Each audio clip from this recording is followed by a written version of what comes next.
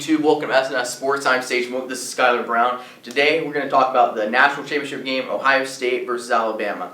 52-24. What went wrong for Ohio State, Skylar? Well, mostly their offense. They were not in it a lot, mostly. Their running game, not the best. The passing game, it was okay towards the second quarter. After that, halftime, it did not go well.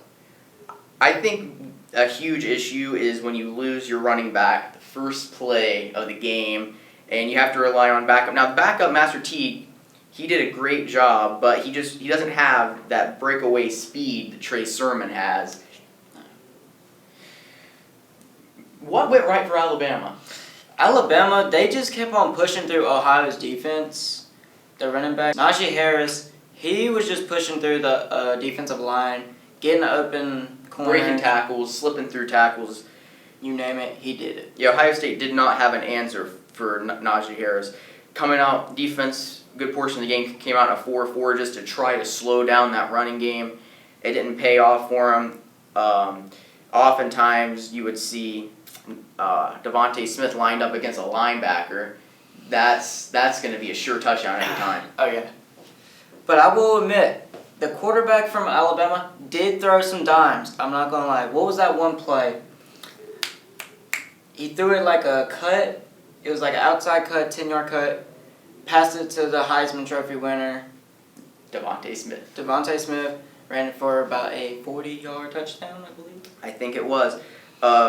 Also, Alabama offensive coordinator Steve Sarkisian did a great job moving Devontae Smith around. Absolutely, just great offensive coordinator. He's going to Texas to be their next head coach. What do you see for the future of Texas under Steve Sarkisian? I think they might have a decent season. I think he can pull them to a better season than what they had last year because their record was very low. It was, I think their record was 8-4. I think that was their final. That wasn't bad, but they could do a little bit better. Definitely. And with the talent that Texas is bringing in, there's no reason why they shouldn't win, be in the Big 12 championship at the very least. No, I can see them in it. I don't know about them going all the way, but they got a good shot at getting I think they have a chance to. I think he has a good chance to build something at Texas. Oh yeah, definitely. And the biggest obstacle for Texas has been talent development. Can they get those 5-star recruits and make them into 5-star players? Also, Urban Meyer to the Jags. Ooh. With the number 1 pick, they got a great salary cap. They're supposed to be paying him, I think, $12 million a year. I think is going to be the final deal. Wow. What do you think?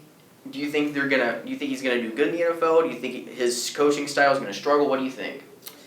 Well, he's going to the Jags, and the Jags are known for not having the best season throughout NFL history. They got a good running back staff.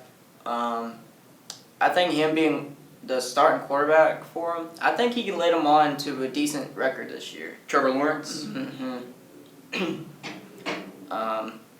For Justin Fields, I'm not sure what team he'll get on this season, but I'm pretty sure he will be Rookie of the Year, for sure.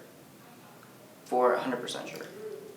It's looking like more and more like the Jets are going to get to pick Justin Fields up. He's going to be on the run a lot. We see Justin Fields' playing style. He likes to sit in the pocket for a while.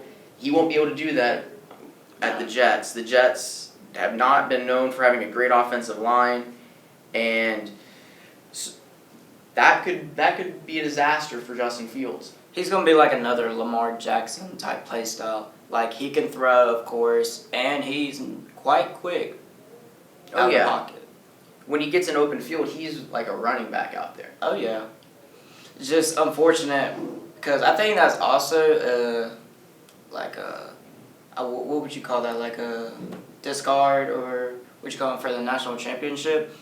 Because the previous game he got injured, in his ribs? Yeah, he took a bad hit to his ribs against Clemson.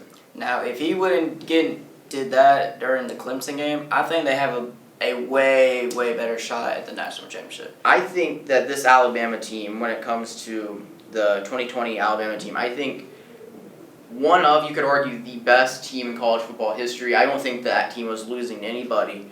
But if you give Ohio State Trey Sermon, he doesn't go down the first play of the game. and a healthy Justin Fields, that game's a lot closer. Oh yeah, for sure. I say I don't think it would have changed the result, though, because, when you cover Devontae Smith with a linebacker, you're going to have a long night. Well, I think, personally, if Justin Fields didn't get injured, I think it'd be a close game, but I still think Alabama would have took the dub that night. So, Alabama's, of course, losing a bunch of that offensive talent to the draft. Do you think they'll be able to... What do you think they're looking at for next season? They'll still be up there. Probably... I'm going to propose they're going to be ranked number 3. Number 3, number 2. Prediction. I'm confident for that prediction. They're losing a lot of players. Right. Which they do get a lot of good recruiting stars. Right. 4 stars, 5 stars. They signed the number 1 overall class in 2021. See there. Classes usually take a year or 2 to develop. How about the Buckeyes? Do you think that blowout loss has any effect on the next season, or do you think that Ohio State will be able to, with a full season? I think if Ohio State had a full season, we could be looking at a completely different team. What do you think? Oh, for sure. This is mostly going to be a learning experience for him, especially on the coaching staff. He'll know what to do in that certain time, what not to do at that certain time. Mm-hmm. And maybe he'll call the right plays because... You're talking about Ryan Day? Mm-hmm. Well, Ryan Day, second-year head coach. For a second-year head coach, of course, he inherited all the talent in the world, but... Oh, yeah.